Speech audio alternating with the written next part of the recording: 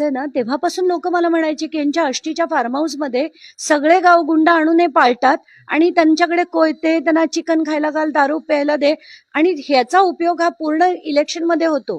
आता संदीप क्षीरसागरचे काल मला अनेक व्हिडिओ आले की मग ही गन तुम्हाला चालते का? याच्यावरनं आपल्याला कळतं ना की ही माणसं सेमच आहेत. म्हणजे आज धनंजय मुंडे मोठे झाले म्हणून यांना त्याचा प्रॉब्लेम आहे, पण उद्या हे मोठे झाल्यावर हे गुंडगिरी काही कमी करणार नाहीयेत.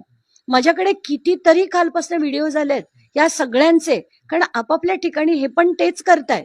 मग या सगळ्यांविरुद्ध का लढू नये? एका व्यक्तीविरुद्ध का लढावं? म्हणून मी म्हटलं की हे सगळे सेम आहेत. आणि आज हे शरद पवार तिथे येत आहेत, जितेंद्र आव्हाड तिथे येत आहेत, तर जितेंद्र आव्हाड मुंबऱ्यात काय करतात हे त्यांना विचारा. याआधी धनंजय मुंडे त्यांच्या पक्षात होते, तेव्हा त्यांनी का आवाज उठवला नाही हे त्यांना प्रश्न विचारायला पाहिजेत. तर हे सगळे ड्रामेबाज आहेत, दुसरं तिसरं काही नाही. यांना राजकारणाशिवाय दुसरं काही दिसत नाही. मग एवढे सगळे